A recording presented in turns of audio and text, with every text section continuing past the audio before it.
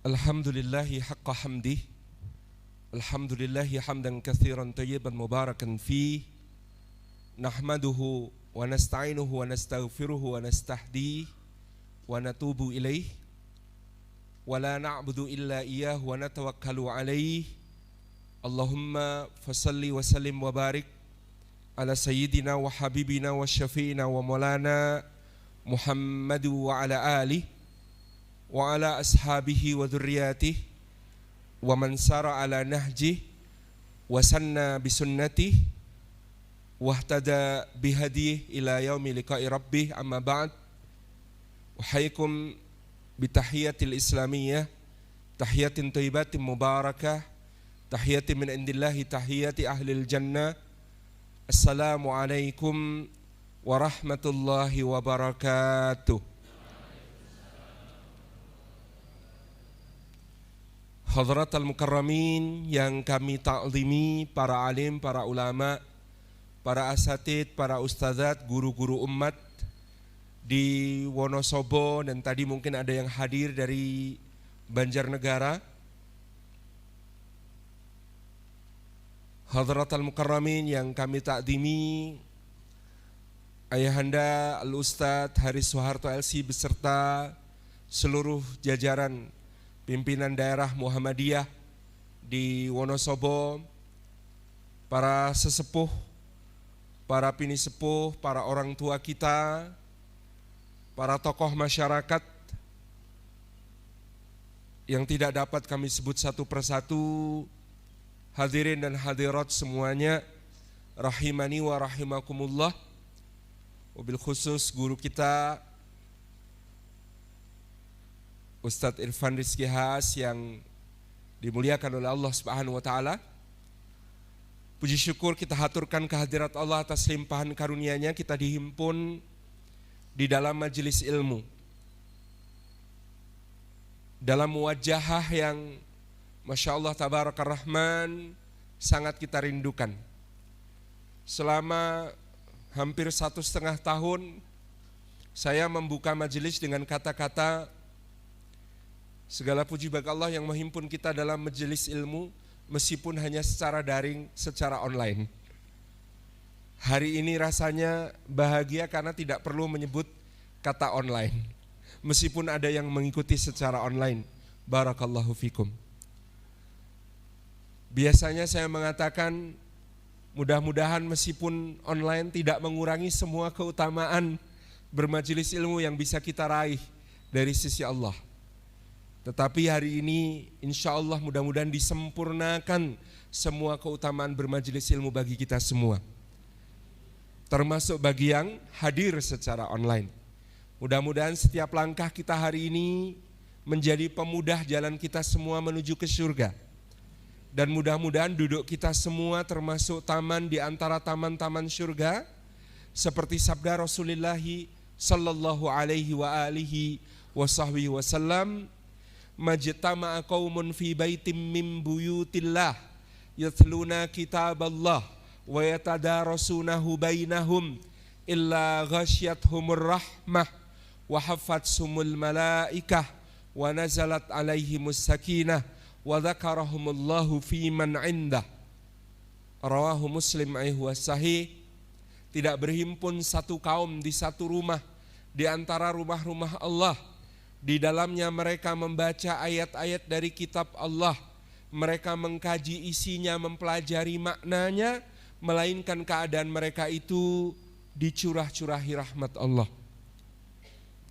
Mudah-mudahan kita semua dicurah-curahi rahmat Allah.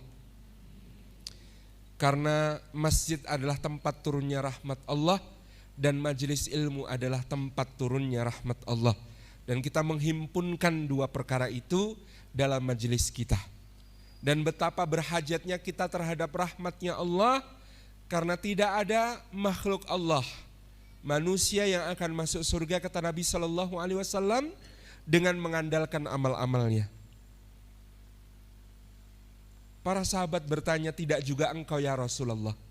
Kata Nabi SAW, tidak juga aku, akan tetapi Allah Subhanahu wa Ta'ala mencurahkan rahmatnya kepadaku.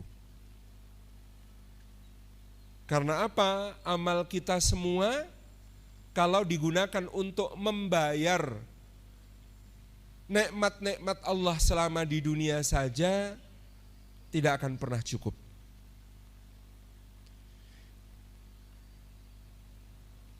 Berapa banyak waktu yang diberikan Allah kepada kita? Berapa banyak yang kita gunakan untuk ibadah? Berapa banyak harta yang diberikan Allah kepada kita? Berapa banyak yang kita gunakan ibadah? Berapa banyak tenaga yang dikaruniakan Allah kepada kita? Berapa banyak yang kita gunakan untuk ibadah? Kecil sekali dibandingkan karunia. Maka amal ibadah sebanyak apapun tidak mencukupi bahkan untuk membayar nikmatnya Allah Subhanahu wa ta'ala. Sehingga yang kita perlukan adalah rahmatnya Allah, rahmatnya di dunia dan rahmatnya di akhirat. Rahmatnya di dunia baik yang umum, yang Allah itu Ar-Rahman, Zat yang maha pengasih, kasihnya tiada pilih-pilih, yang mencakup seluruh makhluk dari awal zaman sampai akhir, mendapatkan semua bagian rahmatnya yang umum dari Allah Subhanahu wa ta'ala maupun rahmatnya yang khusus untuk orang-orang yang beriman dan bertakwa, karena Allah itu Ar-Rahim, Zat yang maha penyayang dan sayangnya tiada batas berbilang. Maka dengan rahmat Allah itu di akhirat kita selamat, dan dengan rahmat Allah itu di dunia kita menjadi orang yang lembut hati insya Allah.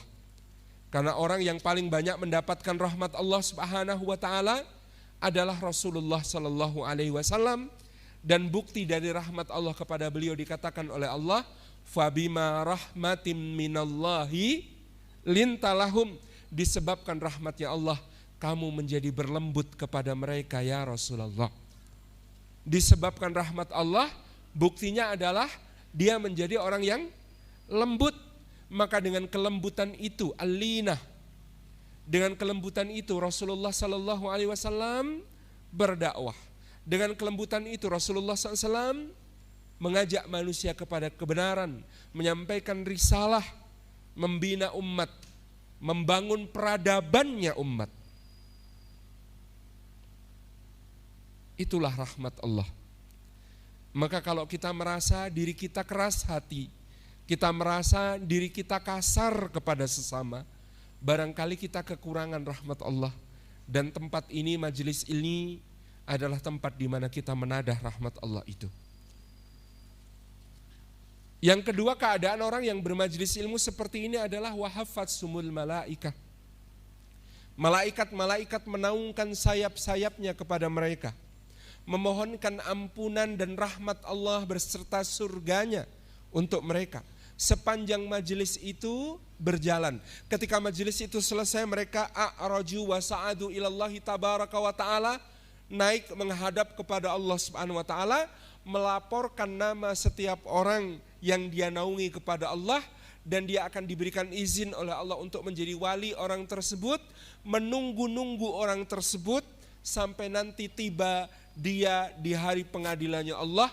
Maka malaikat itu akan menjadi salah satu di antara pembela-pembelanya di sisi Allah. Jadi mbak-mbak, ibu-ibu kalau ikut majelis taklimnya rajin, sebenarnya mbak-mbak, ibu-ibu sedang membentuk tim advokat dari kalangan malaikat untuk pengadilan Allah kelak. Jadi kalau setahun ikut majelis, karena majelisnya mingguan 52 kali, dalam setahun sudah mengumpulkan 52 tim pengacara untuk kelak membela kebaikan di sisi Allah Subhanahu wa ta'ala. Wa haffatsumul malaikah. Wa nazalat alaihimus sakinah, dan orang yang berkumpul di majelis ilmu diturunkan oleh Allah ke dalam hati mereka ketentraman. Karena ketentraman itu berasal dari ketaatan, karena ketentraman itu berasal dari Allah Subhanahu wa ta'ala. Ala bidzikrillahi tatmainnul qulub, karena sesungguhnya ingatlah yang menjadi sumber ketentraman adalah mengingat Allah. Kalau mengingat Khaliq, hati tentram. Kalau mengingat makhluk, hati gelisah. Jangankan ingat anak orang, ingat anak sendiri saja kadang gelisah.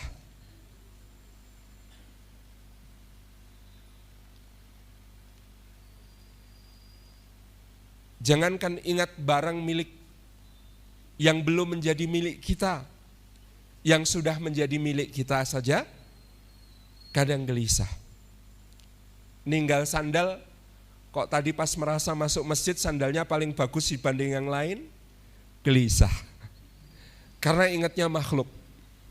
Tapi kalau ingatnya Allah, tentram. Karena Allah lebih besar daripada masalah kita.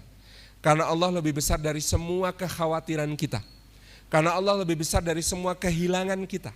Karena Allah lebih besar dari semua keluh kesah kita. Karena Allah lebih besar dari semua yang diambil dari kita, dia memiliki ganti yang jauh lebih baik di sisinya. Karena Allah Subhanahu wa ta'ala lebih besar dari semua hal yang membuat kita bersedih. Karena Allah lebih besar daripada semua perkara yang membuat kita was-was. Dan majelis ilmu adalah tempat untuk mencari sakinah, mencari ketentraman itu. Wa nazalat alaihimus sakinah. Wa dzakarahumullahu fi man indah, dan Allah Subhanahu wa taala menyebut-nyebut nama mereka dengan bangga pada makhluk-makhluk mulia yang ada di sisinya. Ibu-ibu kalau disebut-sebut oleh ketua RW di pertemuan tingkat RW, bangga Bu. Disebut sama Pak Lurah di pertemuan tingkat kelurahan peringatan 17 Agustus, seneng Bu. Disebut-sebut Pak Bupati dalam acara peringatan Hari Ibu tingkat kabupaten, seneng Bu. Kita semakin bangga, disebut-sebut sama gubernur dan seterusnya, seneng, bangga. Ini lebih-lebih disebut-sebut oleh Allah Subhanahu wa ta'ala, Rabb semesta alam. Mudah-mudahan dengan sering-sering disebut Allah, kita lebih terkenal di langit daripada di bumi. Terkenal di bumi itu repot. Terkenal di bumi itu susah. Terkenal di bumi itu kadang-kadang gurur, menipu. Saya selalu menampar-nampar diri saya, mengingatkan, Salim, jangan tertipu. Ini persaksian semua orang yang ada di Masjid Al-Arqam Wonosobo ini sebanyak ini, meskipun mereka kelak di akhirat mengatakan, Salim afilah baik ya Allah, tapi kalau istrimu bilang prek, selesai. Selesai. Karena saksi utama itu istri dan anak-anak ditambah tetangga. Itu saksi utama. Betapa banyak orang disubyo-subyo, dipuji-puji oleh orang yang tidak kenal. Tapi seneng, aneh, wong ora kenal kok. Ibu-ibu ketemu saya, bapak-bapak ketemu saya, cuma beberapa menit, beberapa jam. Lalu mengatakan, baik ya Allah, baik.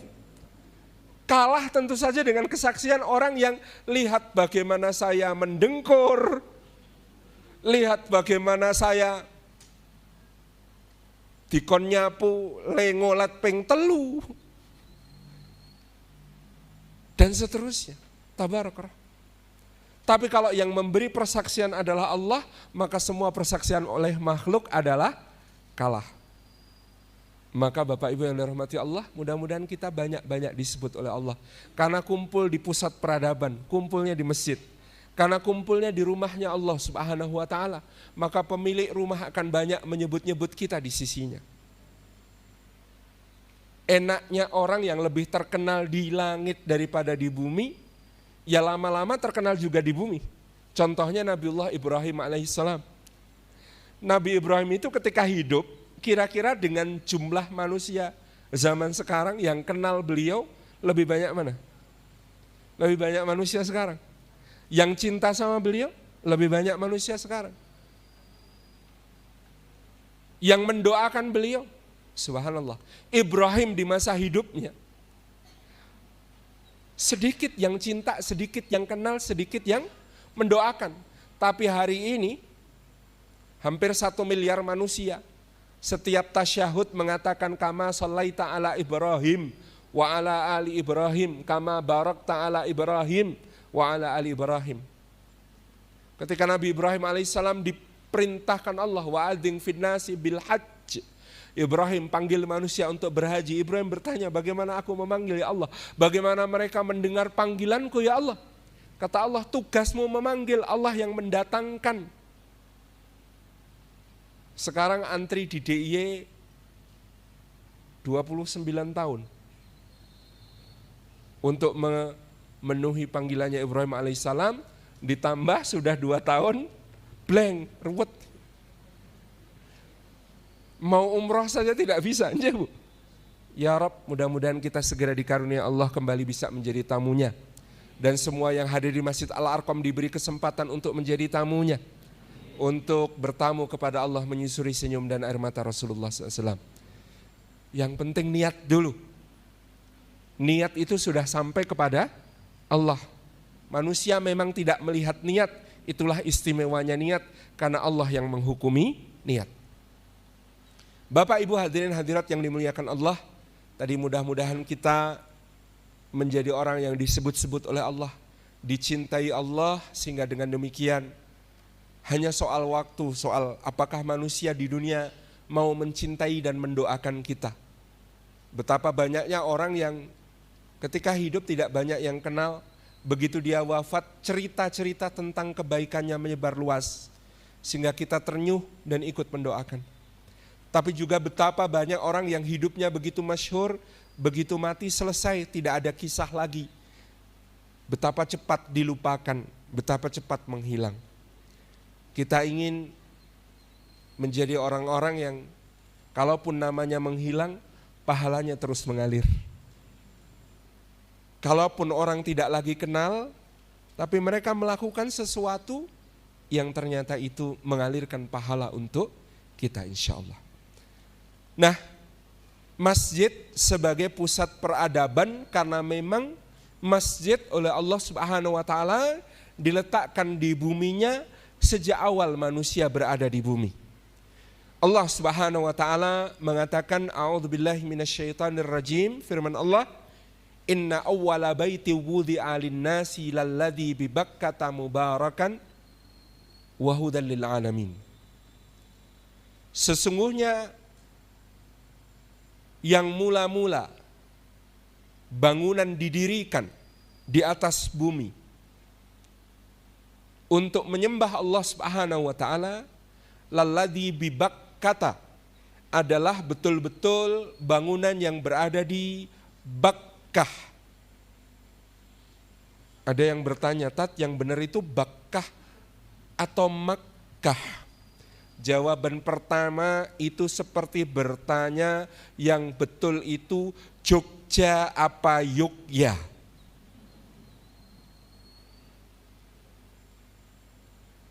Kalau orang Solo zaman dulu nyebutnya Nyokjo. Yang saya itu kalau cerita itu dengan sangat bersemangat, wong Solo ini nyebut wong kene Nyokjo. Ngerti orang Nyokjo ya apa? Napa yang munyuk yojo?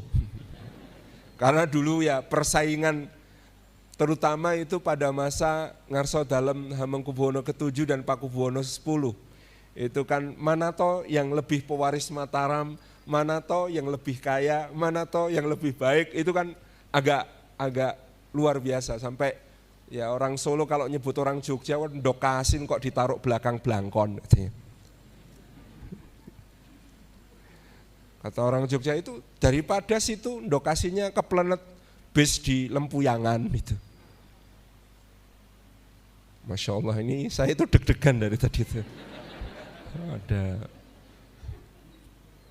Karena ini awal ya, belum pernah sejak pandemi hadir di forum yang sebaya ini, yang rawuh gitu.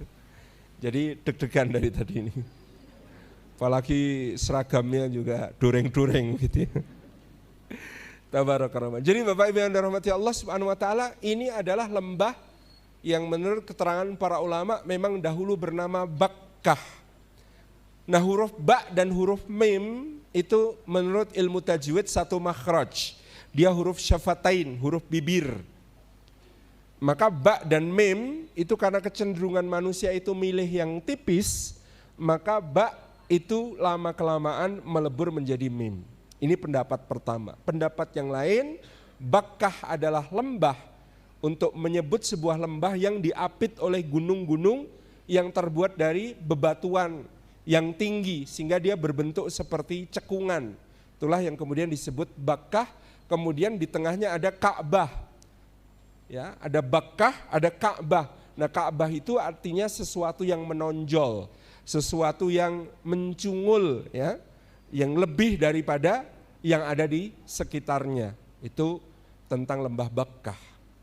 Nah, kemudian kota ini di mana Nabiullah Ismail alaihi salam bersama ibundanya yang tinggal di situ, lalu kemudian orang-orang Jurhum dari Yaman bergabung dengan mereka menjadi penduduk pertama-tama dari lembah tersebut, lama-kelamaan juga disebut sebagai kota Mekkah atau Ummul Qura.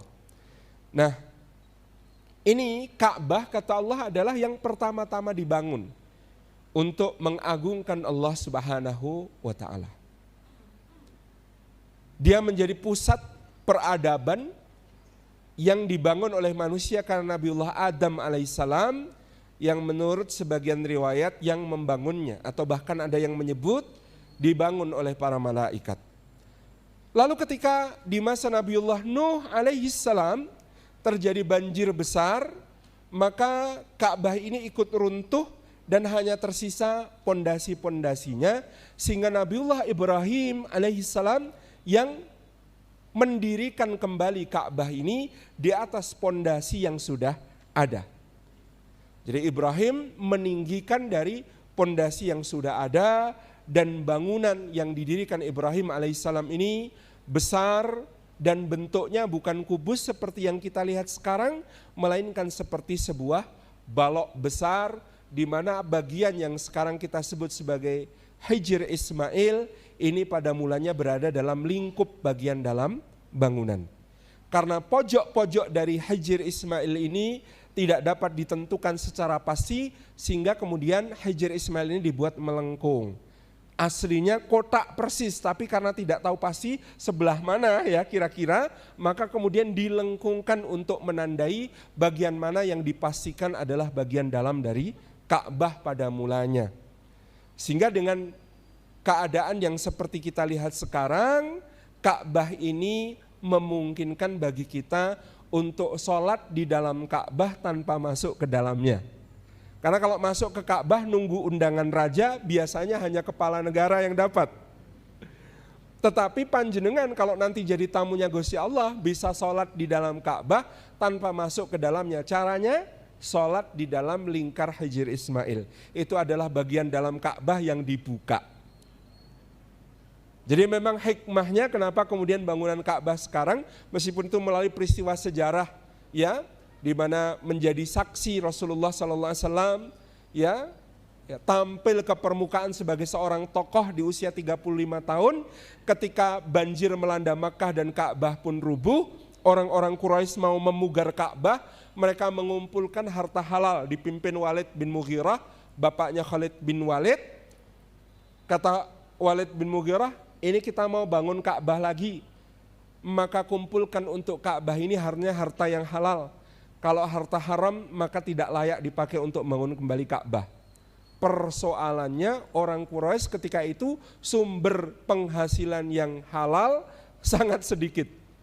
Jadi ada yang meribakan uang, ada yang subhanallah melacurkan budak-budaknya dijual, ada yang menangani perjudian, ada yang menangani berbagai sumber-sumber pendapatan haram. Pendapatan halalnya sedikit sehingga bangunan Ka'bah menjadi dipugar oleh Quraisy itu lebih kecil daripada aslinya. Kenapa? Bahan bangunannya tidak cukup, anggarannya tidak cukup. Karena harta halal mereka ternyata sedikit gitu. Nah, sehingga kemudian Ka'bah menjadi kecil, pintunya ditinggikan ya, dan dibatasi siapa yang boleh masuk, siapa yang tidak. Ini yang kemudian terjadi pada masa itu, dan salah satu konflik yang paling terkenal adalah konflik di mana Hajarul Aswad itu mau dipasang rebutan. Bani Umayyah yang paling berhak, yang sana bilang tidak bisa. Ini jatahnya Bani Makhzum. Oh enggak, ini Bani Asad bin Abdul Uzza. Oh enggak bisa, ini adalah tugasnya Bani Adi bin Ka'ab. Oh enggak bisa. Sampai ada yang mencelupkan tangannya ke dalam darah untuk mengangkat sumpah bahwa dia yang paling berhak meletakkan Hajarul Aswad. Lalu mereka mengatakan, kita sepakat siapapun orang pertama yang masuk melalui Babus Salam pagi ini, dia akan menjadi hakim di antara kita. Dan masuklah Rasulullah Sallallahu Alaihi Wasallam, lalu beliau memberikan keputusan. Dibuka sorbannya, dibentangkan, Hajarul Aswad diletakkan di tengah, seluruh pemimpin kabilah diminta untuk memegang ujung-ujung sorban. Lalu bersama-sama mendekat dan diletakkanlah Hajarul Aswad itu di dinding Ka'bah lagi. Pusat peradaban di mana Rasulullah ditampilkan oleh Allah Subhanahu wa taala sebagai yang mengembalikan manusia-manusia yang nyaris menjadi hewan karena keberingasan mereka berebut tentang Hajar Aswad ini, nyaris bertumpahan darah di situ. Rasulullah kembalikan menjadi manusia-manusia beradab dengan kecerdasan dan taufik dari Allah Subhanahu wa taala kepada beliau. Ketika Rasulullah Fathu Makkah, beliau sudah punya niat untuk memugar Ka'bah seperti bangunannya Ibrahim. Tapi beliau mengatakan kepada Bunda Aisyah, seandainya saja bukan karena kaummu bukan baru saja keluar dari kemusyrikan, niscaya aku suruh Ka'bah itu diratakan lagi dengan tanah, aku bangun dia di atas bangunannya Ibrahim alaihissalam. Ini hanya ngudoroso Nabi SAW. Lalu diwujudkan oleh putra Bunda Aisyah, yakni putra Asma, putra kakak beliau, tetapi disebut ibunda kita Aisyah Ummu Abdillah, nisbat kepada anak ini Abdullah bin Zubair. Ketika dia berkuasa atas kota Makkah, dia bangun Ka'bah itu lebih gede daripada yang kita lihat sekarang. Begitu Abdullah bin Zubair dikalahkan oleh Al-Hajjaj bin Yusuf, Al-Hajjaj membangun Ka'bah. Saya nggak mau orang ingat Abdullah bin Zubair sebagai pembangun Ka'bah. Saya bikin yang lebih kecil lagi aja, kata dia. Lalu dibikin lebih kecil. Di masa Harun ar-Rasyid minta fatwa sama Imam Malik, ya Imam, saya mau bangun Ka'bah ini berdasarkan hadis Aisyah dan apa yang dilakukan oleh Abdullah bin Zubair sesuai dengan bangunannya Nabi Ibrahim. Boleh tidak? Kata Imam Malik, jangan ya Amirul Mukminin, jangan. Kenapa? Karena nanti kalau kamu lakukan Ka'bah ini akan jadi permainan para penguasa. Kamu sukanya yang besar. Nanti kalau kamu meninggal ada penguasa lain gak suka sama kamu, Ka'bahmu dirubuhkan lagi, dibangun lagi sesuai kesenangan dia. Nanti kalau begitu Ka'bah ini akan kehilangan haibah dan wibawanya bagi kaum mukmin. Sudah biarkan apa adanya. Jazahullahu khairan katsiran. Semoga Allah membalas Imam Malik dengan kebaikan karena fatwa beliau inilah. Itu tadi, kita bisa sholat di dalam Ka'bah tanpa perlu masuk ke dalamnya. Insyaallah tabaraka rahman. Masjid Baitullah Al-Haram, akar dari peradaban manusia. Dan kalau bicara tentang Masjidil Haram, saya ingat kata-kata Abu Bakar As-Siddiq radhiyallahu anhu tentang ciri peradaban. Kalau masjid mengalahkan pasar, maka pasarnya hidup. Kalau pasar mengalahkan masjid, maka masjidnya mati. Perhatikan kalimat ini. Kalau masjid mengalahkan pasar, maka pasarnya hidup. Kalau pasar mengalahkan masjid, maka masjidnya mati. Jadi kalau kita menghidupkan masjid, maka pasti pasarnya akan hidup. Karena dari masjid yang hidup, tumbuh manusia-manusia berakhlak mulia yang kalau ke pasar, jujur, anti riba, tidak gharar. Transaksinya teradministrasi dengan baik, dengan rapi. Dia faham ya bagaimana kemudian bentuk-bentuk akad yang diperbolehkan dan tidak diperbolehkan oleh syariat. Dia menjadi seorang pedagang yang jujur, ekonomi hidup. Maka karena ekonomi hidup, ya nilai-nilai aset di sekitar masjid itu akan menjadi yang paling mahal. Bapak Ibu yang dirahmati Allah, di manakah tempat di muka bumi ini yang harga tanahnya paling mahal? Dekat masjid apa dekat pasar, Bu? Dekat masjid. Cari survei tanah termahal di dunia di mana? Ketika Raja Abdullah membeli tanah-tanah di sekitar Masjidil Haram, rekornya adalah 1 meter tanah di bangunan yang dekat dengan Masjidil Haram itu 1 meter tanah, rekornya pada saat itu harganya sekitar 35 miliar.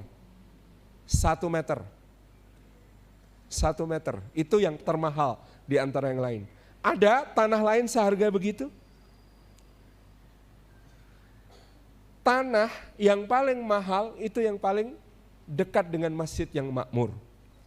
Jogokarian itu kampung yang terletak di ujung kota, di sebelah selatan. Tapi kalau harga tanah sudah dekat-dekat saingan dengan yang pusat kota. Padahal kampung-kampung sebelumnya, sekitarnya itu belum seperti itu. Jadi nyuwun sewu, saya itu bingung dengan harga tanah di Jogokarian. Karena 3 tahun yang lalu, itu di belakang kantor kami, ini Masjid Jogokarian, ke arah timur sedikit, sebelah utara jalan ada kantor kami namanya Omah Dakwah Proyumedia, ke utara sedikit ada satu rumah milik seorang yang kagungan Proyumedia juga, kemudian ada satu tanah kosong, nah sebelahnya satu tanah kosong lagi, jadi itu masuk gang. Itu semeter 10 juta, Bu. Gara-gara apa saya tanya, kok mau beli tanah di sini 10 juta? Saya tanya sama yang beli. Loh, kalau untuk tinggal di Jogokarian berapapun Tat, insya Allah. Ternyata kalau masjidnya hidup, masjidnya menang, pasarnya hidup. Sepanjang Ramadan kemarin, ya kita ada pasar sore di sepanjang jalan Jogokarian, itu ditutupnya sampai pojok Beteng Wetan dan pojok Beteng dan Plengkung Gading, karena kemudian ekonominya hidup. Jadi kalau masjidnya menang atas pasar, maka pasarnya hidup. Kalau pasarnya mengalahkan masjid, maka masjidnya mati. Ini yang berbahaya, gitu ya. Maka di dunia ini ada 2 sistem, Bapak Ibu yang dirahmati Allah, sistem masjid dan sistem pasar. Nah, ekonominya Bapak Ibu itu ekonomi masjid apa ekonomi pasar? Ideologi yang berkembang di dunia sekarang namanya ekonomi pasar. Itu repotnya. Di ekonomi pasar, orang miskin membiayai orang kaya. Percaya, Bu? Ibu saya itu dulu membina usaha kecil menengah. Nyuwun sewu, salah satu produknya itu minuman instan dalam bentuk jamu instan gitu ya. Nah, ibu saya yang bantu memasarkan. Saya dampingi waktu itu masih SMA kelas 2, kelas 3 gitu ya, nganter ke supermarket.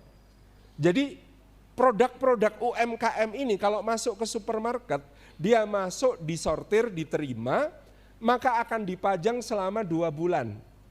Setelah 2 bulan selesai, baru dihitung berapa yang laku.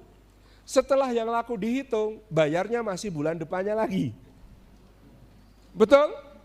Konsinyasinya usaha kecil dengan pemilik supermarket seperti itu. Sebaliknya, produsennya, teman-teman ibu saya tadi, kalau kemudian belanja ke supermarket itu, apakah boleh menunda pembayaran? Hambok saat detik ra oleh. Harus tunai kas pada saat itu, betul? Jadi orang miskin membiayai orang kaya. Nah, saya itu bersyukur kepada Allah Subhanahu wa taala. Mungkin karena Allah Subhanahu wa taala melihat Bapak Ibu semakin soleh dan semakin banyak yang memakmurkan masjid, maka sekarang orang yang kecil bisa jualan jadi besar. Enggak perlu punya toko, yang penting punya medsos. Nggih, Bu. Sekarang pada jualan online.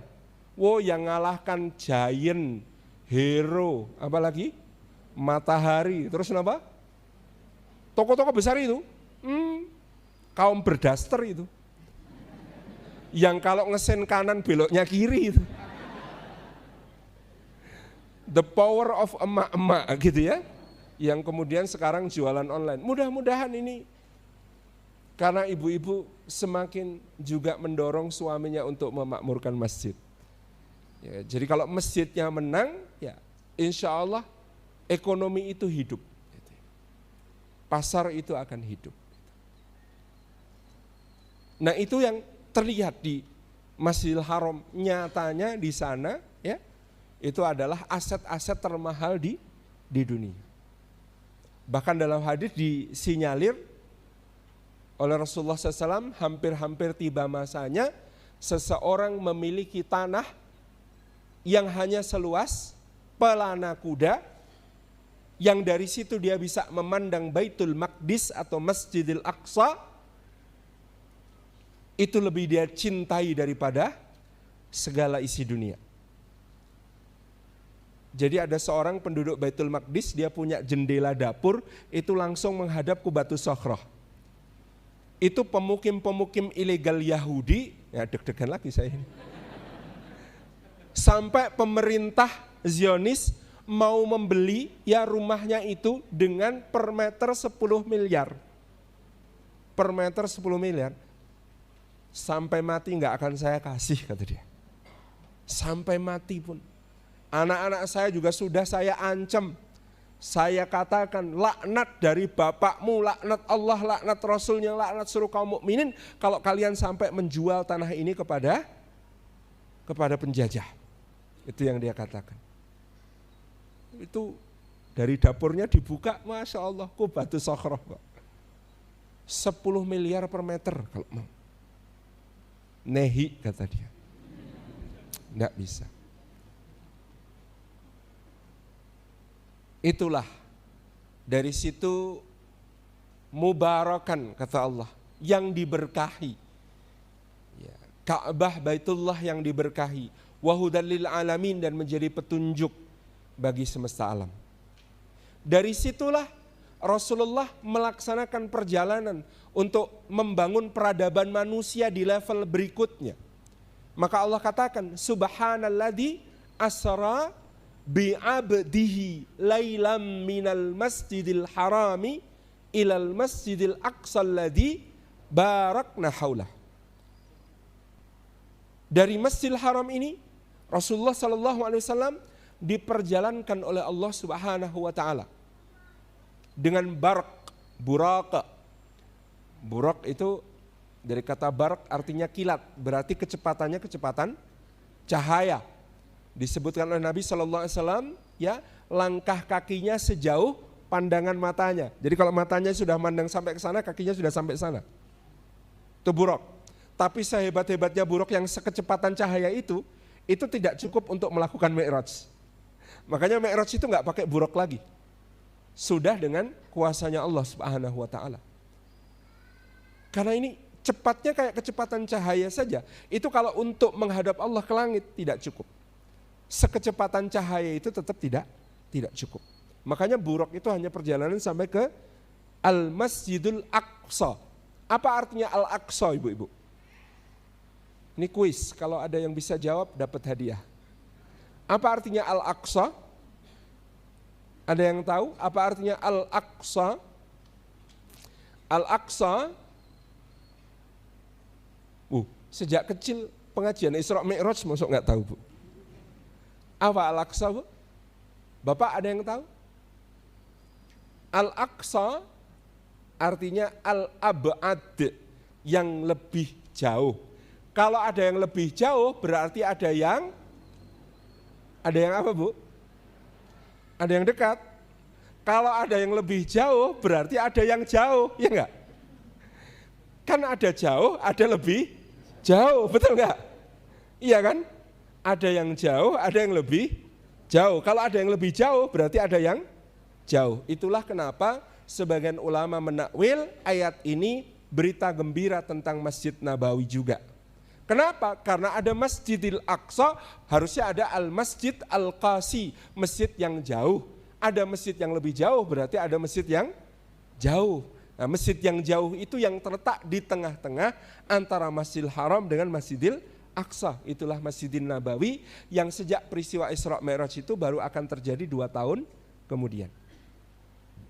Jadi itu berita gembira, ada masjid yang jauh, ada masjid yang lebih jauh. Nah, di tempat ini, masjid yang lebih jauh ini usianya tua. Dia masjid kedua yang didirikan di muka bumi, selisihnya dengan pembangunan Masjidil Haram cuma 40 tahun. dan dia menjadi pusat peradaban tauhid di muka bumi, karena di situ Allah Subhanahu wa taala himpunkan para nabi dan rasul. Secara hakiki penghimpunan itu terjadi ketika Rasulullah mengimami mereka salat sebelum beliau bermi'raj kepada Allah Subhanahu wa taala. Berapa orang nabinya, Bu? Nabi itu berapa, rasul berapa jumlahnya? Menurut hadis riwayat Imam Ahmad rahimahullah taala sahih, jumlah seluruh nabi-nabi 124.000 orang. Jumlah seluruh para rasul 315 orang. Dari mereka ada 25 nama yang disebut di dalam Al-Quran. Dari 25 nama yang disebut dalam Al-Quran, 18 diantaranya pernah bertempat tinggal atau mengunjungi Al-Masjidil Aqsa. Maka kata Aqsa juga sering dimaknai uqsiya minal asnam, dijauhkan dari berhala-berhala. Dijauhkan dari berhala-berhala. Dan disinilah ya para nabi dan para rasul ya mempertautkan diri dalam pengabdiannya kepada Allah Subhanahu wa taala, menjadi masjid yang disucikan, yang dimuliakan. Dan di masjid ini ya terjadi salah satu hal yang paling menarik dalam Al-Quranul Karim. Bapak ibu kalau sedang istrinya hamil, ya ibu-ibu yang sedang hamil, biasanya sudah punya cita-cita belum, Bu? Kira-kira anakku besok jadi apa gitu? Sudah punya? Sudah, sebagian. Di dalam Al-Quran ada seorang ibu yang hamil dan dia sudah punya cita-cita untuk anaknya. Dan satu-satunya cita-cita yang disebutkan, dimohonkan kepada Allah, dinadarkan kepada Allah oleh seorang ibu kepada anaknya yang ada dalam kandungan adalah cita-cita menjadi pemakmur masjid. Cita-cita menjadi pemakmur masjid. Ada dalam surat Ali Imran, idh qalat imra'atu Imrana rabbi inni nazartu laka ma fi batni muharrara. Ingatlah ketika istrinya Imran berkata, duhai Rabbku, sungguhnya aku nadarkan kepadamu bayi yang ada dalam kandunganku ini untuk menjadi muharrar.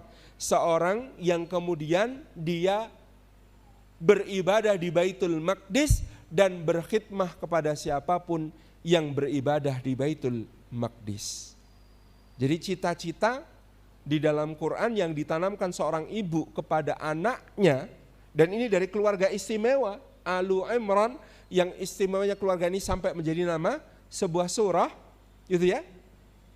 Ini cita-citanya ternyata bukan jadi presiden, menteri, ekonom, dokter, politisi, ketua KPK, bukan. Ternyata cita-citanya adalah menjadi pemakmur masjid. Maka ini bapak-bapak, ibu-ibu, mas-mas yang belum punya, mbak-mbak yang belum punya putra, azamkan sejak sekarang agar kelak diri kita dan anak-anak kita punya cita-cita menjadi pemakmur masjid. Bahasa mudahnya kan sekarang takmir. Cita-cita utama takmir masjid, sampingan Presiden Republik Indonesia. Lu kan seneng kalau presidennya itu pemakmur masjid, betul? Masya Allah, nikmat. Cita-cita utama takmir masjid. Profesi sampingan dokter spesialis. Cita-cita utama, profesi utama pemakmur masjid. Sampingannya Gubernur Jawa Tengah. Jadi kalau di Jogja itu Ustaz, ada teras dakwah, omah dakwah, bengkel dakwah, dapur dakwah. Di seluruh bagian rumah itu ada dakwahnya. Pendopo dakwah. Cita-cita saya yang belum dua Ustaz. Keraton dakwah, istana dakwah, insya Allah. Amin, segera insya Allah. Jadi ini aspirasi. Deg-degan lagi saya gitu. Jadi cita-cita utama ternyata adalah pemakmur masjid. Yang oleh seorang ibu dinadarkan kepada Allah atas anak yang ada dalam kandungannya. Ketika lahir sebenarnya agak aduh, lah kok perempuan gitu ya. Rabbi inni wada'tuha unsa, ya Allah kok saya lahirkan perempuan. Karena pemahamannya zaman itu yang bisa memakmurkan masjid itu laki-laki. Penuh berada di masjid, melakukan berbagai aktivitas di masjid. Laki-laki, lah kok perempuan? Tapi Allah kemudian memberikan keutamaan perempuan ini perempuan suci, mulia, diasuh oleh Nabi yang suci dan mulia Zakaria alaihissalam. Nah, guru kami, Allah yahfaduh, Ustaz Haji Muhammad Zair Asmi selalu menanamkan cerita ini kepada kami. Kalau panjenengan bekerja kepada manusia, apakah manusia tega tidak membayar Anda? Nyuwun sewu. Jenengan datang ke rumah seseorang yang halamannya itu kotor. Bu, nyuwun sewu kula dereke sapu halamanipun nggih. Kula sapunipun disapu halamannya. Kira-kira kalau manusia umum, apalagi orang Wonosobo yang begitu lembut halus hatinya, kira-kira akan keluar teh panas enggak? Pasti ya.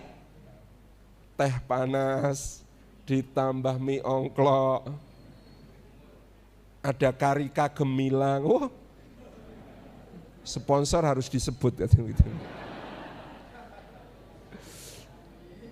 Gitu. Jadi kerja sama manusia saja itu pasti akan diberi imbalan oleh manusianya, betul nggih? Leres nggih? Apalagi kepada Allah, Rabbnya manusia. Maka buktinya adalah Maryam. Kullama dakhala alaiha Zakaria al-mihraba wajada indaha rizqa. Setiap kali Zakaria itu masuk ke mihrab, tempat Maryam beribadah di masjid itu, memakmurkan masjid itu, wajada indaha rizqa. Yang namanya Zakaria yang seorang nabi itu mendapati di sisi Maryam ada rizki berlimpah.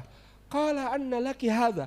Dia bertanya, wahai Maryam, kau dapatkan dari mana rezeki ini? Qalat huwa min indillah. Kata Maryam, ini semua dari Allah. Seakan-akan yang kita pahami tadi ya, kerja sama manusia saja ada imbalannya, masa kerja sama Allah enggak ada imbalannya?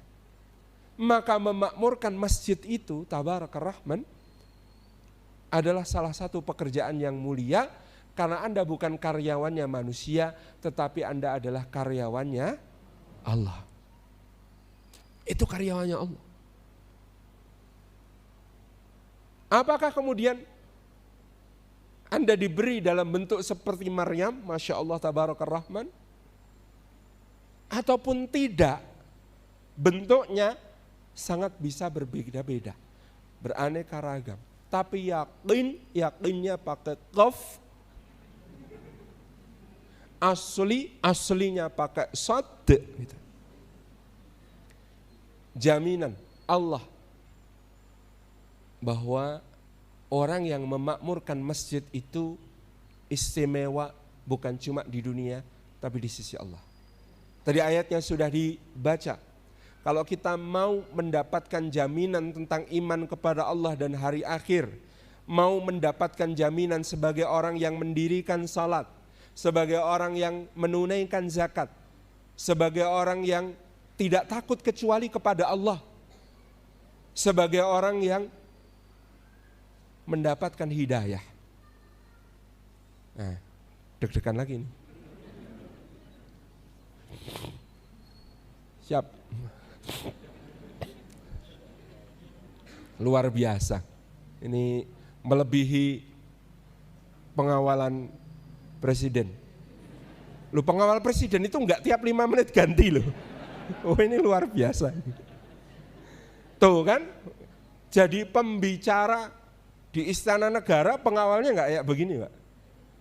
Pembicara di masjid, Masya Allah, digilir berapa menit sekali digantikan. Itu baru yang tampak. Yang tidak tampak, oh, Masya Allah, tabarakar rahman. Ini istimewanya masjid gitu ya. Innama ya'muru masajidallah man amana billahi wal yaumil akhir wa aqamas salah wa ataz zakah wa lam yakhsha illallah fa asa ulaika ayyakuna minal muhtadin.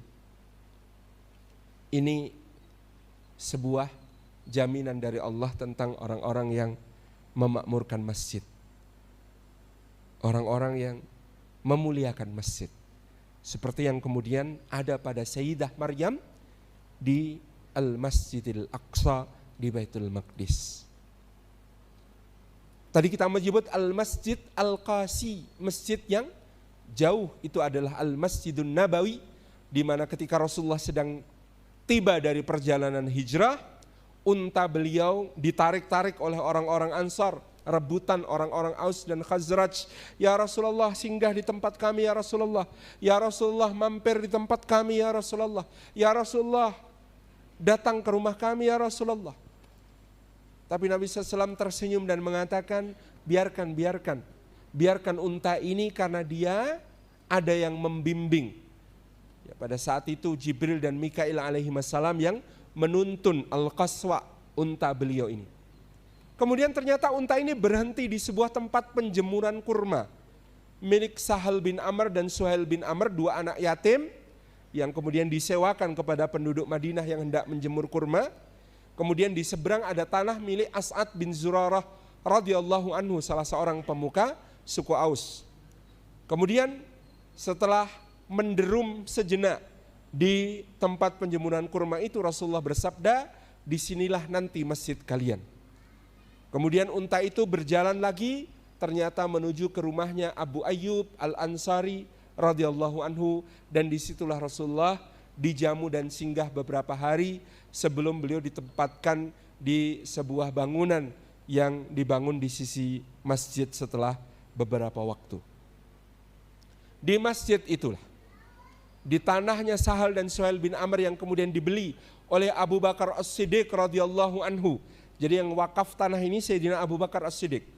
Bayangkan, sudah kehilangan segala sesuatunya di Mekah, ya tinggal itu uang sakunya dibelikan tanah untuk diwakafkan sebagai Masjidin Nabawi. Sayyidina Abu Bakar As-Siddiq radhiyallahu anhu.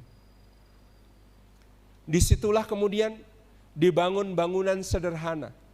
Batang kurma menjadi tiangnya, pelepah kurma menjadi atapnya, dan di situ ya, lantainya itu dari pasir yang diayak supaya halus. Tapi tetap kalau hujan kan tembus atapnya itu. Sehingga kalau hujan, ya para sahabat itu kalau sholat, habis sholat wajahnya belepotan pasir.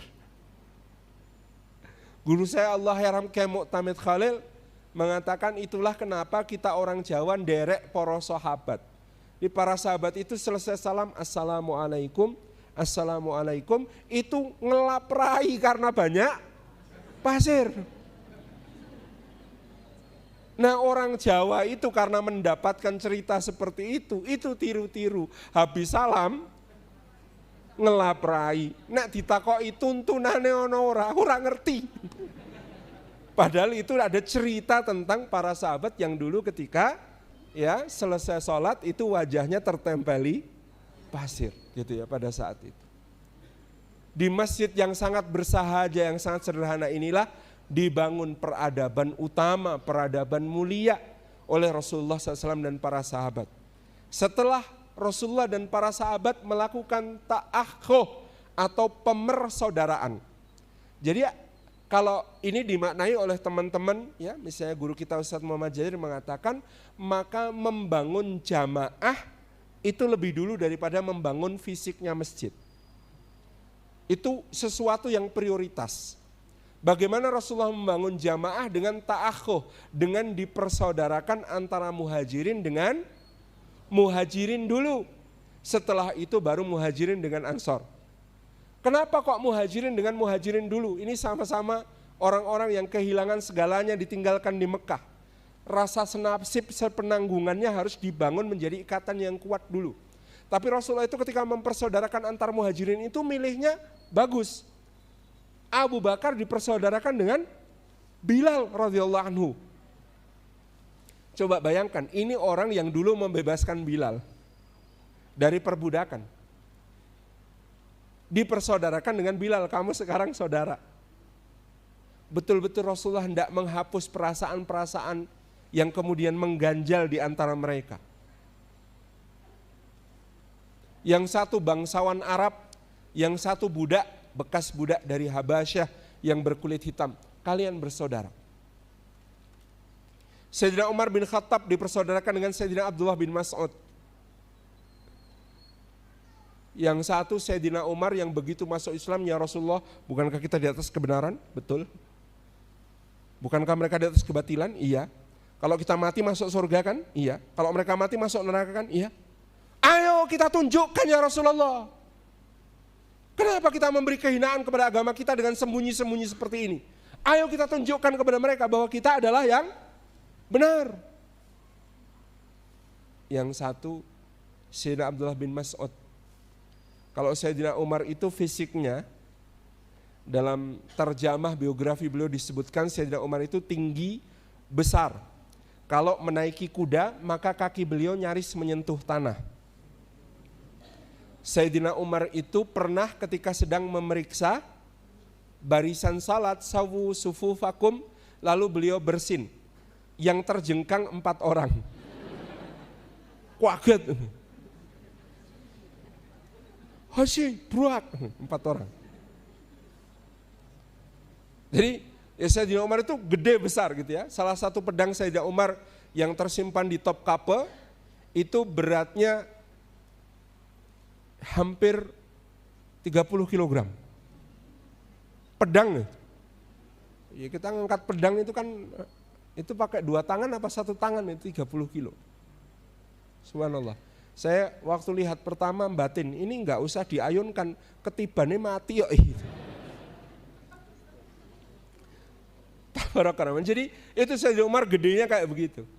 Sayyidina Abdullah bin Mas'ud itu badannya kecil, kakinya kecil. Sampai pernah beliau memanjat pohon kurma di Madinah, itu tersingkap kainnya kelihatan betisnya. Betisnya ini kecil. Maka orang-orang ketawa. Saking anehnya ada betis sekecil itu. Kuyus enak sekarang itu. Maka Rasulullah ketika itu mengingatkan para sahabat, tuan-tuan menertawakan betisnya Ibnu Mas'ud, betisnya Ibnu Ummi Abdin, padahal itu betis di sisi Allah beratnya melebihi gunung Uhud. Itu betis di sisi Allah beratnya melebihi gunung Uhud. Kenapa? Ini Abdullah bin Mas'ud ketika sudah diajari oleh Rasulullah Al-Quran, langsung pengen baca Quran di masjid, di depan Ka'bah baca Quran. Resikonya zaman itu baca Quran depan Ka'bah dikebuki Quraisy sampai pingsan. Tarik ke rumahnya. Begitu siuman ke masjid lagi, baca Quran lagi, kebuki lagi sampai pingsan, tarik lagi ke rumahnya. Sementara Sayyidina Umar ketika mengumumkan keislamannya di depan Ka'bah dan melepaskan perlindungan dari semua kerabatnya, dia dikeroyok oleh orang-orang Quraisy. Dikatakan waktu itu yang ngeroyok Umar 40 orang. Mereka memukuli Umar dan Umar pun memukul mereka. Sampai Umar kelelahan, lalu Umar duduk dan mereka tetap memukulinya. Lalu Umar berkata, tunggu jumlah kami 300, kita berhadapan di medan perang. Menurut sebagian ulama ini termasuk tanda muhaddatsnya Umar. Umar itu mendapatkan ilham dari Allah. Jadi kenapa dia mengatakan tunggu jumlah kami 300 kita berhadapan di medan perang, maka betul di perang Badar jumlah kaum muslimin adalah 300. Ini saking yakinnya Umar ya kepada janji Allah Subhanahu wa taala. Pada janji Rasulullah, urusan ini pasti akan dimenangkan. Padahal ketika Umar ngomong begitu, jumlah kaum muslimin itu masih bisa dihitung dengan jari. Tunggu jumlah kami 300. Kita berhadapan di medan perang, masih digebukin. Jadi oleh Rasulullah ini 2 orang, yang satu perkasa, yang satu digebuki pingsan-pingsan ini. Ini dipersaudarakan. Gitu. Satu demi satu, antar muhajirin yang satu, Zubair bin Awam dengan Talha bin Ubaidillah, gitu ya. Abdurrahman bin Auf dengan Sa'ad bin Abi Waqqas dan lain sebagainya. Ini dipersaudarakan. Ya, kalau Abdurrahman bin Auf itu good boy, gitu ya. Anaknya rajin, tekun belajar, dulu itu kemana-mana bapaknya dagang dia ikut, sehingga memang pinter gitu ya, belajar dagang dari bapaknya itu sampai ngelotok betul, itu Abdurrahman bin Auf. Sementara Sayyidina Sa'ad bin Abi Waqqas itu dalam tanda kutip agak bad boy tapi anak mama. Di luar, kata Sa'ad bin Abi Waqqas, aku adalah orang pertama yang menumpahkan darah dalam Islam. Ketika masuk Islam umurnya 12-an gitu ya, dia lagi sholat, digangguin sama orang Quraisy. Ketika ruko, ya saat ruko, namanya anak 12 tahun, saat ruko dia lihat ada tulang rahang unta di bawahnya. Dia ambil, yang gangguin sholat itu dia saduk kena lehernya, berdarah-darah. Kata Sa'ad bin Abi Waqqas, aku orang pertama yang menumpahkan darah di jalan Allah. Tantang-tantangan opo wae dilakoni Sa'ad bin Abi Waqqas. Tapi kalau sudah di rumah, ibunya mogok makan, nungguin ibunya 3 hari 3 malam gak ditinggalin. Mau nyuapin, bu makan bu, bu makan bu, 3 hari 3 malam. Sampai hari ketiga dia mengatakan, bu kalau ibu itu mogok makan karena saya masuk agamanya Muhammad, please bu berhenti.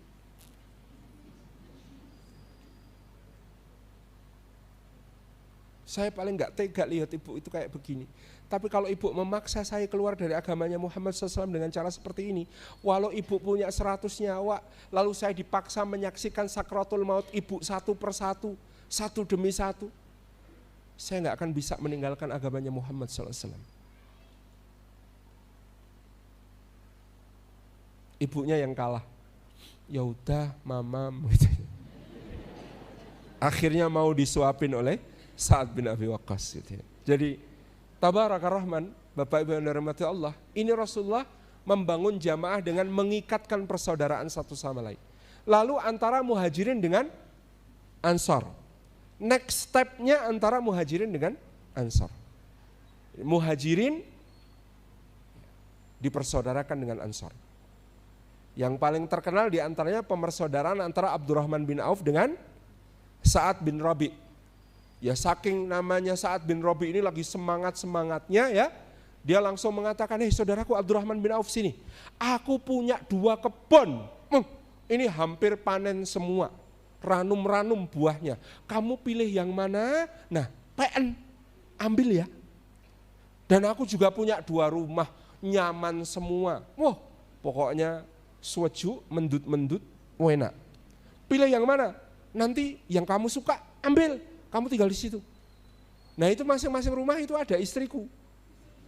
Istriku ada 2. Kamu kalau nikah sama wanita Ansor itu hopeless sih. Susah, wanita Ansor maharnya tinggi. Daripada kamu susah, aku tak ngomong sama istriku. Kamu nanti coba pilih mana yang kamu suka, aku ceraikan istriku itu, nanti aku nikahkan sama kamu. Ini saking ekspresi, saking seneng dapat saudara muhajir, ya saking seneng punya saudara dalam iman, dalam Islam.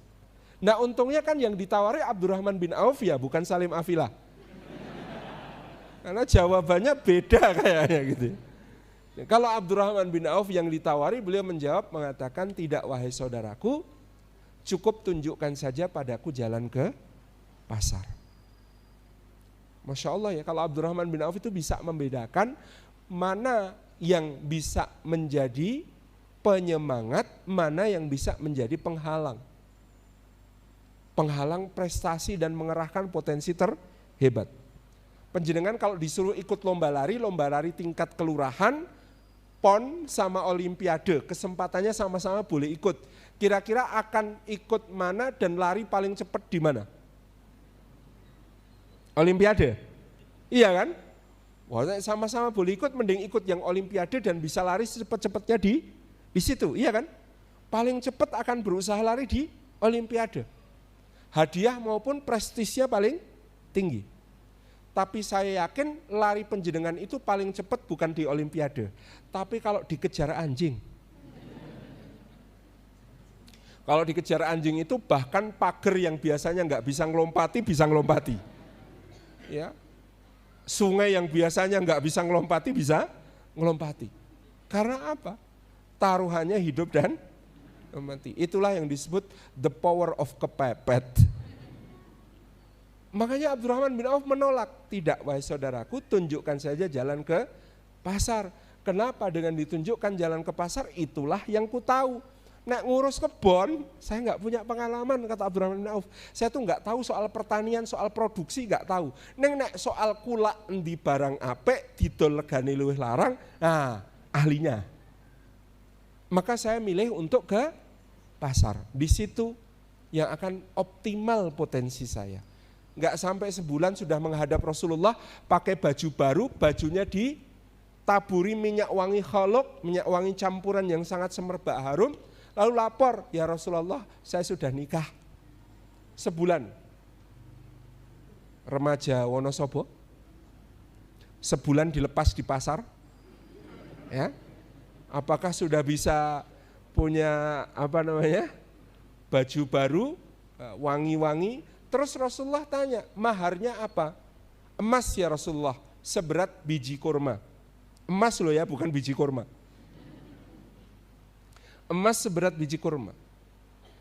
Ya itu lumayan loh itu. Emas seberat biji kurma itu kan lumayan. Kemudian Rasulullah berpesan, selenggarakan walimah wahai Abdurrahman dengan menyembelih seekor kambing. Adalah siap ya Rasulullah. Lalu itulah yang kemudian berjalan. Jadi ini jamaahnya dibangun. Maka begitu masjid berdiri, masjid ini memenuhi fungsi-fungsi untuk menjadi pusat peradaban karena yang akan mengisinya sudah siap. Yang akan mengisinya sudah siap.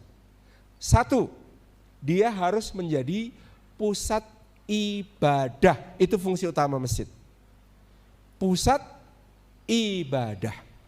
Yang namanya ibadah di masjid itu ya salat, ya bisa zikir, ya bisa i'tikaf, ya bisa baca Al-Quran, ya bisa segala sesuatu yang memungkinkan untuk dilaksanakan di masjid.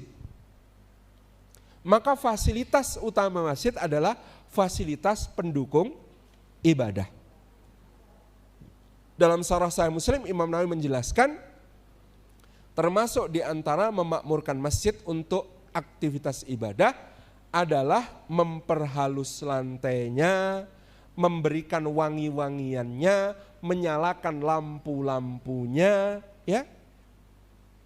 Segala sesuatu yang bisa kita sediakan untuk kenyamanan beribadah di masjid. Kalau zaman sekarang ya ada, ini apa namanya kalau di sini Bu? Kipas angin. Simbah-simbah itu nyebutnya wire. Ada wire-nya gitu ya. Zaman sekarang ya ada fasilitas pakai sentrongan ya. Tahu sentrongan Bu? Enggak lah, deg-degan mulai. Ini pangkatnya lebih tinggi lagi. Bawa sempritan.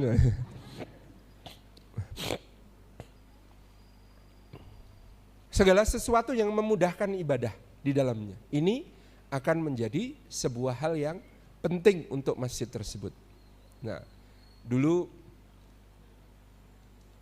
ada jamaah Masjid Jogokarian itu minta izin ke takmir, kita mau nyumbang lampu Pak Ustadz. Oh, sebentar Pak, kita catat dulu nggih. Bapak mau nyumbang beling apa nyumbang lampu Pak? Maksudnya gimana Pak Ustadz? Ini lampu Kistral Pak Ustadz. Iya, Bapak mau nyumbang beling apa nyumbang lampu? Kalau nyumbang beling ini kami terima, alhamdulillah jazakumullahu khairan, selesai Pak. Tapi kalau nyumbang lampu itu plus nginfak listriknya tiap bulan Pak. Oh, jadi ini jamaah perlu diedukasi soal yang namanya nyumbang. Itu paket lengkap. Kalau nyumbang lampu tapi kok cuma sekali jadi, itu namanya nyumbang beling ya. Tapi kalau nyumbang lampu plus apa? Listriknya setiap bulan. Oh nggih Pak, insya Allah berarti saya tiap bulan berapa Pak? Oh nggih, di daftar auto debit itu ya. Ini karena ya, kesadaran, pemahaman penting. Jangan sampai nyumbang kok malah membebani. Ngerasa nggo lampu kristal ya ora apa-apa. Seorang nyumbang kan omongannya yo ono kuwi soal gitu. Jadi kemudian ini yang perlu di pahamkan. Nah, terus apalagi ya? Ya, fasilitas yang memungkinkan untuk orang semakin mudah. Untuk yang difabel, ya ada jalurnya untuk kursi roda bisa masuk, ada jalur untuk yang tunanetra bisa dapat panduan untuk sampai ke tempatnya dan lain sebagainya. Wah, itu bagian dari bagaimana menunjang ibadah di dalam masjid. Nyun sewu, kalau jamaahnya sudah ada yang sepuh-sepuh tidak bisa sholat dengan berdiri, ya mungkin disediakan fasilitas untuk memudahkan sholat sambil duduk. Tidak harus kursi, sofa juga boleh. Enggak, kalau di Saudi itu malah kursi yang di bawah, jadi bukan kursi berkaki, tapi di bawah bisa untuk ada sandarannya, tetapi dia tidak ada kakinya, jadi langsung bertemu dengan tanah. Dan lain sebagainya. Segala sesuatu yang memudahkan ibadah, ya, lampunya, kipas anginnya, AC-nya, ya, Tabaraka Rahman, itu adalah bagian dari menunjang fasilitas ibadah di dalam masjid. Sekaligus kalau di Jogokarian lalu disosialisasikan. Dulu kita membuat gerakan jamaah mandiri. Ya, gerakan jamaah mandiri ini dengan cara mensosialisasikan kebutuhan masjid selama setahun. Jadi anggarannya masjid setahun penuh dijumlah. Listrik, air, kebersihan, ya, kafalah-kafalah para khatib maupun pengisi kajian, ya, kemudian konsumsi kegiatan setahun penuh dijumlahkan, dibagi 52. Itu jumlah pekan dalam setahun. Kemudian dibagi jumlah kapasitas tempat sholat. Ketemu biaya masjid per kapita per minggu. Lalu disosialisasikan. Waktu itu kalau tidak salah Rp1.500. Jadi YTH Bapak Ibu Jamaah Masjid Jogokarian, biaya ibadah di masjid kita ini setiap pekan Rp1.500. Jadi kalau Bapak Ibu infaknya setiap pekan Rp1.500, maka Bapak Ibu adalah jamaah mandiri yang membiayai ibadahnya di masjid ini. Kalau Bapak Ibu infaknya lebih dari 1.500 per minggu, maka Bapak Ibu adalah jamaah yang selain mandiri telah mensubsidi ibadah orang lain. Maka pahala orang lain yang beribadah menjadi pahala Bapak Ibu tanpa mengurangi pahala mereka sedikit pun. 3, kalau Bapak Ibu infaknya kurang dari 1.500, maka Bapak dan Ibu adalah jamaah yang ibadahnya masih disubsidi orang lain. Meskipun demikian kami bahagia menerima Bapak Ibu beribadah di masjid ini. Ternyata orang itu malu kalau ibadahnya disubsidi orang lain. Jadi ketika gerakan jamaah mandiri diluncurkan, bulan berikutnya ternyata infak Masjid Jogokarian naik 400%. Selama ini cuma memang jamaah kita itu enggak sadar kalau ibadah di masjid ada biayanya, Pak. Taunya ya masjid itu gratis. Wudhunya gratis, gitu ya. Sholatnya gratis. Ya memang gratis, tetapi kan ada biaya perawatan, ada biaya listrik, ada biaya air, ada biaya kebersihan. Nah ini kan juga menjadi tanggung jawab semua jamaah. Kalau disosialisasikan, coba Pak, pasti infaknya naik, Pak. Tidak ada orang itu mau ibadahnya disubsidi. Itu namanya gerakan jamaah mandiri. Lalu kami menaikkan level menjadi gerakan masjid mandiri. Gerakan masjid mandiri itu takmir berupaya mencari sumber-sumber pendapatan yang bisa menutup kebutuhan rutin, lalu seluruh infak jamaah dikembalikan menjadi program-program manfaat untuk jamaah. Itulah yang kemudian menjadikan Masjid Jogokarian sering dikenal dengan saldo infak sama dengan 0.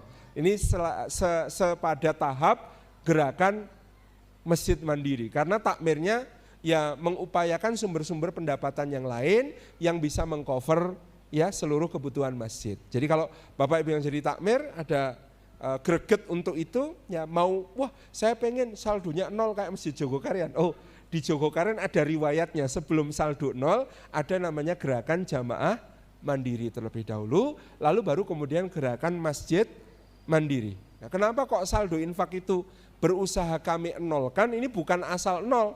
Saya sering mendengar jadi ada masjid-masjid pokoknya harus 0 kayak Jogokarian, terus kemudian membuat berbagai macam program yang agak ngati-hati dan kemudian tidak tepat sasaran. Ya ini juga kurang tepat. Enggak harus infaknya saldo sama dengan 0, tetapi intinya adalah amanah orang berinfak itu kan harus segera ditunaikan, Pak. Harus segera berubah menjadi amal soleh yang kemudian wujud.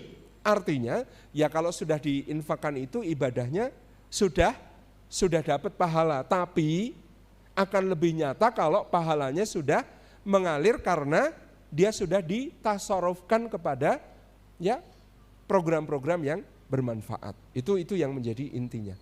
Lagi pula mengumumkan saldo infak itu, Jogokarian itu dulu takut kalau melukai hati jamaah. Masjid mengumumkan saldo infak sekian ratus juta, pakai pengeras suara. Tetangga masjid ada yang nggak bisa sekolah, nggak kuat bayar. Maka akan ada luka dakwah di situ. Masjid mengumumkan saldo infak ratusan juta, tetapi di tetangga masjid ada yang nggak berani ke rumah sakit, takut nggak punya biaya untuk bayar obatnya. Maka akan jadi luka dakwah. Nah minimal kalau masjidnya juga saldonya 0 kan, tetangga masjid, oh ya maklum masjidnya juga miskin gitu. Minimal maklum, syukur kalau ada program-program yang kemudian di-create oleh masjid untuk kemudian menjadi jawaban solusi bagi masalah-masalah umat tadi. Ini yang pertama ya, karena masjid ini pusat ibadah, pusat ibadah kita. Yang kedua, masjid pusat pendidikan. Ya dahulu Nabi SAW menyelenggarakan halakoh pendidikannya di masjid. Para ahlu suffah belajar di masjid. Para khulafaur rasyidin mengajar umat di masjid. Para maha guru Quran, ya Ubay bin Ka'ab, Mu'ad bin Jabal, ya, dan lain sebagainya mengajar di masjid. Para maha guru tafsir Ibnu Abbas dan yang lain mengajar di masjid. Sampai nanti pada masa para khalifah, lalu institusi pendidikan ini dibangun mengelilingi masjid. Maka masjid dalam bahasa Arab disebut jami, pasangannya disebut jami'ah. Jami'ah itu lalu diterjemahkan ke dalam bahasa barat menjadi university. Jadi universitas itu dulu pasangannya masjid, itu jami, ini jami'ah. Ini Al-Arqam sepertinya sudah akan seperti itu karena sudah ada SMK. Itu nanti menjadi universitas kejuruan gitu. Al-Jami'ah gitu ya. Karena jami itu ya, pasangannya adalah jami'ah. Memang pusat pendidikan. Jadi harapannya orang belajar itu di masjid ya. Jadi Muhammad Al-Fatih itu dulu ketika membebaskan Konstantinopel, salah satu wasiat penting beliau kepada putranya Bayazid II itu adalah masjid. Nah, jangan biarkan masjidmu sepi dari suara dan canda anak-anak. Bagaimana supaya mereka tidak mengganggu orang yang dewasa? Kalau di Jogokarian lalu kami pisah ayahanda. Jadi ada serambi khusus yang disediakan untuk anak-anak dan orang tua yang membawa anak-anak. Dan biasanya yang ngeluh anak-anak ganggu kan yang di soft awal ya.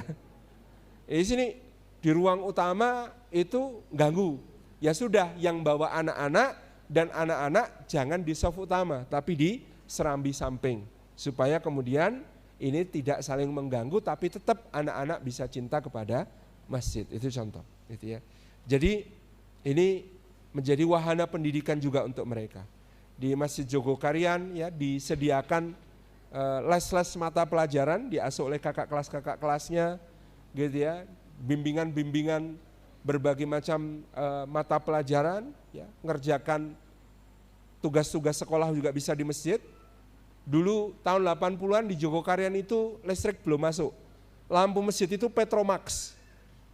Dipompa itu ya Pak ya, pakai kaos yang bisa menyala. Lampu Petromax. Nah dulu takmir itu setelah Isya itu akan mematikan lampu. Tapi ternyata ada anak-anak yang kemudian masih belajar ngerjakan PR di masjid. Akhirnya oleh takmir, kok gara PR yang masjid? Enggak Pak, tenggrio lampune teplok. Kalau di rumah itu jumpa lampu teplok. Kalau di masjid lampunya Petromax nyala terang. Nah ketika itu lalu takmir mengatakan, pokoknya mulai besok pada belajarnya di masjid saja, pakai lampunya masjid terang benderang. Boros, jangka pendeknya boros Pak. Karena kalau logika efisiensi, habis isya lampunya dimatikan. Tapi ketika itu logikanya adalah investasi. Anak-anak yang di tahun 80-an belajar di masjid pakai lampu Petromax itu, sekarang rata-rata jadi donatur rutin tetap masjid per bulan.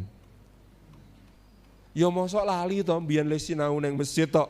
Saiki dadi bos perusahaan ora infak rutin. Ya karena kemudian juga surati sama takmir.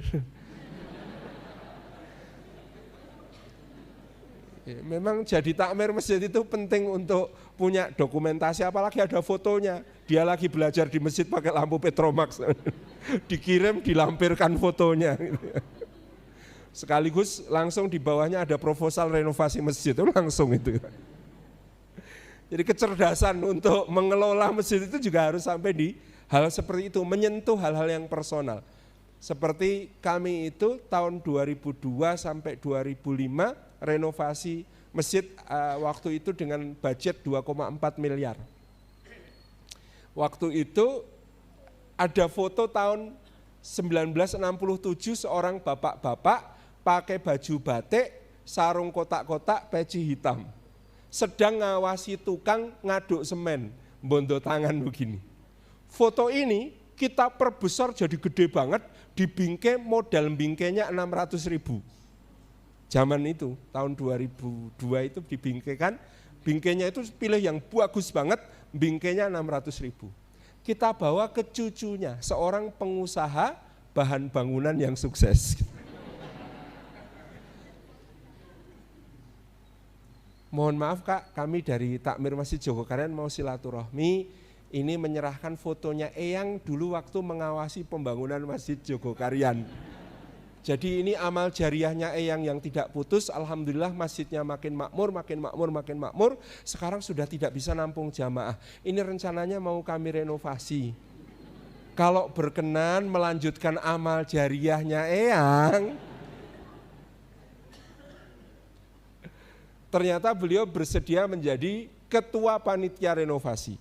Dari 2,4 miliar budget anggaran renovasi, 1,2 miliar dari beliau. Jadi bingkai fotonya 600.000, dapat dananya 1,2 miliar. Ini kan memang harus menyentuh sesuatu yang sifatnya sangat personal, gitu ya. Jadi Masjid Jogokarian nyuwun sewu tidak model mengedarkan proposal keliling. Itu kadang-kadang membebani. Apa kuwi proposal masjid? Masjid kok proposal terus itu. Kita hanya membuat proposal untuk orang-orang yang tepat. Tidak semua orang harus diberi proposal, cukup diberi spanduk. Jadi kita cuma pasang spanduk. Mohon maaf ibadah Anda terganggu, masjid sedang direnovasi, bawahnya nomor rekening, cuma begitu. Enggak ada permintaan ya, kan ngerti dewe gitu.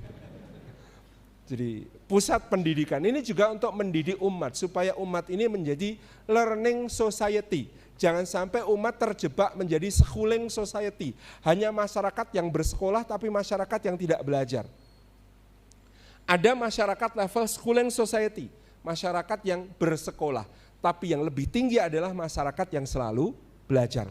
Oh, ibu-ibu itu pakai organisasi namanya UMIDA. UMIDA itu ukhuwah umi-umi dan ibu-ibu muda. Itu bikin sekolah bisnis online itu di masjid. Bikin sekolah parenting, sekolah keayah bundaan itu di masjid. Ya, sharing tentang bagaimana mendidik anak di masjid. Pusat pendidikan. Yang bapak-bapak juga begitu, namanya Kurma, keluarga alumni remaja masjid dan bapak-bapak muda. Acara utamanya pengajian rutin, acara utama dalam pengajian rutin makan-makan. Oh yang penting guyupnya Pak. Jadi kita itu ya dalam soal pendidikan ini juga mengantisipasi lost generation. Lost generation di masjid itu ada 2 titik penting Bapak Ibu, ini penting sekali. Satu, lost generation pertama habis TPA tapi belum remaja masjid. Biasanya usia sekitar SMP, mau ikut TPA sudah malu, mau ikut remaja masjid masih kekecilan. Itu biasanya terus hilang dari masjid.